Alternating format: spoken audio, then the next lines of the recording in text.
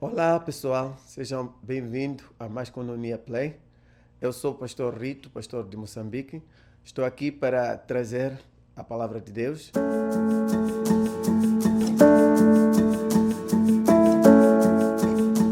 Vou trazer uma breve mensagem que está no Salmos, capítulo número 40, seu versículo número 2, número 3. Mas passo a ler o primeiro versículo, que é o versículo número 1. Esperei com paciência no Senhor e Ele se inclinou para me ouvir o meu clamor.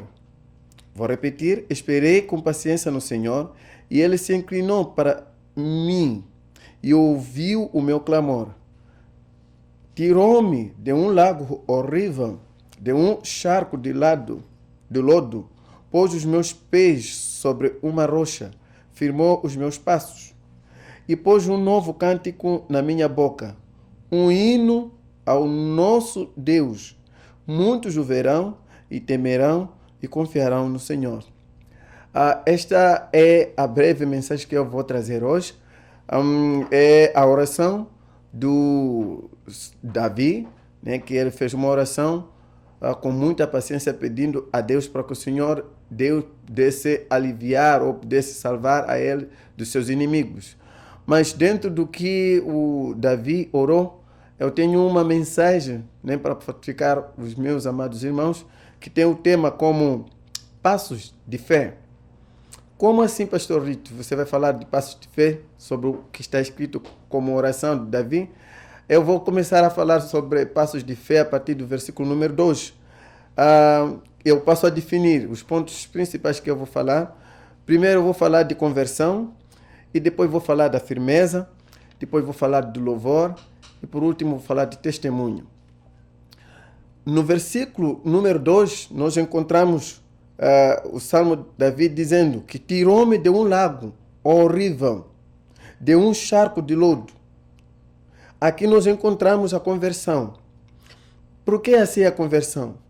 Aqui ele está a falar onde ele saiu, onde que ele estava. Ele estava num lago horrível, num lugar horrível, um lugar onde não tinha boas coisas, não tinha condições, estava no lodo. O que quer dizer com isso? Todos nós temos uma vida, né? Passamos uma vida que não é boa, uma vida antes de Cristo foi uma vida repleta de muitas coisas erradas, de sujidade, de imundície, muita coisa errada que passou na nossa vida. Se for a perguntar para cada um falasse da sua vida, outros até não vão conseguir falar, porque traz um arrependimento, traz uma tristeza de falar da nossa vida passada. Aqui, eu gostaria de ler aqui Efésios capítulo número 2, versículo, né, capítulo número 2, do seu versículo número 11.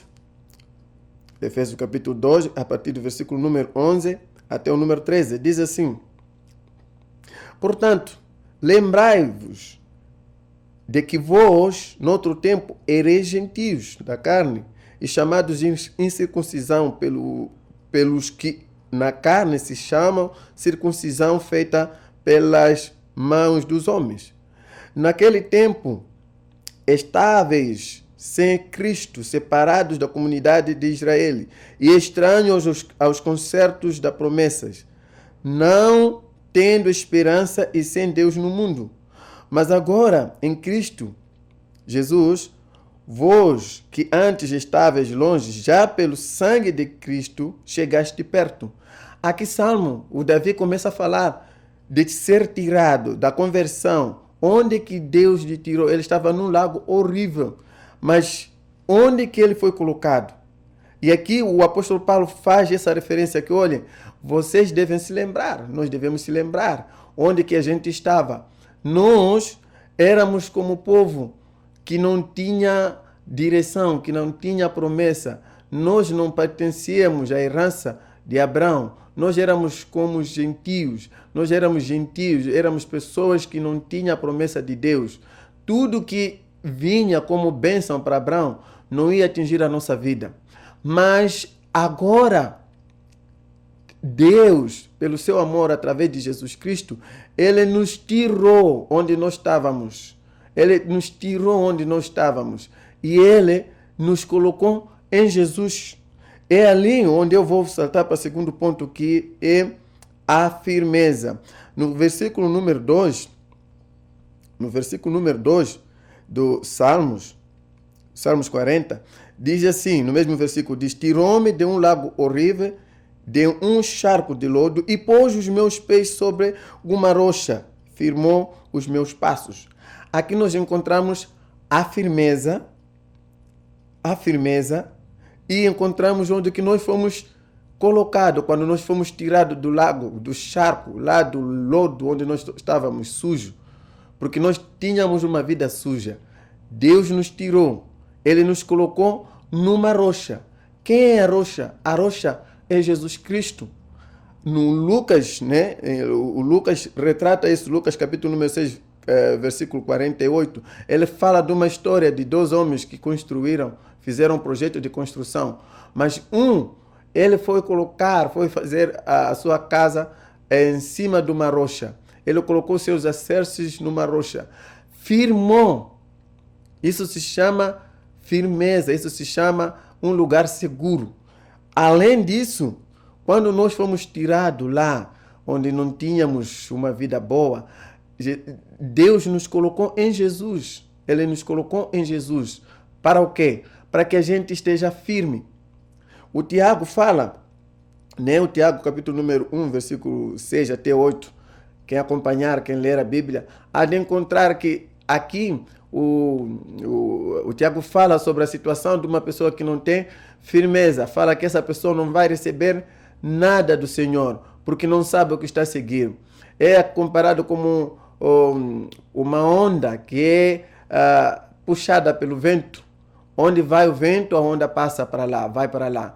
Então, esta pessoa não tem firmeza. Mas nós não fomos colocados como essa onda, sem termos a firmeza. Nós fomos colocados em Jesus, numa rocha. E a Bíblia fala que Ele firmou os nossos passos, firmou os nossos pés. Por causa disso, além disso, de sermos colocados na rocha e ser firmados os nossos passos, o terceiro passo da fé é louvor, né? O que significa louvor? Louvor significa agradecer pelas dádivas, né? Exaltar ou glorificar. Bendizei, ó Senhor, a minha alma. Né? Salmos capítulo número 103, versículo número 2. Fala que nós precisamos agradecer a Deus por tudo que Ele tem feito na nossa vida. Há pessoas que não sabem agradecer, há pessoas que não gostam de louvar a Deus. Deus, Ele tem nos dado a vida, tem nos dado o fôlego da vida, Ele tem nos dado muita coisa, tem nos protegido, tem nos colocado, tem afastado os nossos inimigos. Nós precisamos agradecer. Ingratidão não é uma boa coisa. A boa coisa que agrada ao coração de Deus é um coração agradecido. Quando nós agradecemos a Deus, louvamos a Deus, porque Deus colocou um cântico novo na nossa boca para louvarmos a Deus, nós precisamos louvar a Ele. Os africanos, nós falamos que sabem muito dançar, sabem muito cantar, mas não só os africanos, mas qualquer tipo de raça, Deus colocou o louvor, a adoração, para louvar a Deus. Colocou um cântico novo para que essas pessoas possam louvar a Deus. Então, o Paulo ele fala que há muito tempo, né, quando nós não conhecíamos a Deus, né, no Romanos capítulo número 6, versículo 12, disse: não reine, portanto, o pecado em vosso corpo mortal, né, para não lhe obedecer, não obedecermos ao diabo naquilo que ele nos levava a fazer, porque já nós não pertencemos mais ao diabo. Então, por causa disso, nós devemos se apresentar a Deus como vivo dentre os mortos e que os nossos membros devem servir a Deus como instrumento de justiça. O que é ser instrumento de justiça? É sabermos que o nosso corpo, a nossa boca, os nossos pés é para louvarmos a Deus. Nós não vamos mais louvar aos espíritos, nós não vamos mais dançar para as coisas que não agradam ao coração de Deus. Nós vamos louvar a Deus, porque o nosso corpo, já pertence a Cristo, nosso corpo é de Deus, serve como um instrumento de justiça. Ali o pecado não vai mais ter domínio da nossa vida. Porque Deus colocou esse louvor na nossa boca e nós devemos cantar esse louvor, esse hino ao nosso Deus Todo-Poderoso. E além disso, o último passo, a Bíblia fala, né? O último passo que eu vou falar sobre testemunho. Sobre testemunho. No mesmo versículo, número 3, diz assim: E pôs um novo cântico na minha boca, um hino ao nosso Deus. Muitos o verão e temerão e confiarão no Senhor. Aqui nós estamos a encontrar testemunho, testemunha. O que é ser testemunha? Testemunha é ter uma boa reputação. Depois de todos esses passos que eu acabei de mencionar, depois da conversão, depois da firmeza, a pessoa ter firmeza, depois do louvor na boca dessas pessoas, então essa pessoa também precisa ter testemunha. As pessoas que estão ao redor precisam ver alguma coisa diferente que passou na vida desta pessoa, que já se converteu, que é firme em Deus, que louva a Deus. Ele precisa marcar uma diferença na sociedade. Não pode ser como a mesma pessoa que estava no mundo, que louvava para os demônios, que dançava para os demônios, que era sujo, que bebia, fumava drogas, ficava até ser levado na estrada, não conhecer o caminho da sua própria casa. Mas essa pessoa tem que marcar a diferença. Qual é a diferença? A Bíblia fala, né? Em 2 Coríntios, vamos ver lá rapidinho, em 2 Coríntios, capítulo número 3. 2 Coríntios, capítulo número 3, versículo número 2. Diz assim a palavra de Deus: Vós sois a nossa carta escrita em nossos corações, conhecida e lida por todos os homens, porque já é manifesto que vós sois a carta de Cristo, ministrada por nós e escrita não com tinta, mas com o Espírito de Deus vivo, não em tábuas de pedra, mas nas tábuas da carne do coração. O apóstolo Paulo, quando ele estava a dar, a explicar sobre o poder do Evangelho, o que o Evangelho faz na vida das pessoas, ele fala que vocês que foram salvas, vocês que ouviram a palavra de Deus, vocês que foram libertos, então em qualquer lugar onde vocês forem, vocês vão mostrar os frutos do vosso arrependimento, os frutos da vossa conversão, os frutos do louvor que está dentro de vocês. Por causa disso, vocês não precisam se gabar, se exaltar, dizer que eu sou cristão. Não precisam usar camisetas a dizer que eu sou cristão. Mas a vossa maneira de andar, a vossa maneira de falar, o vosso comportamento, o vosso caráter vai mostrar para as pessoas que essas pessoas são pessoas diferentes. Por isso disse que vocês vão servir como nossas cartas.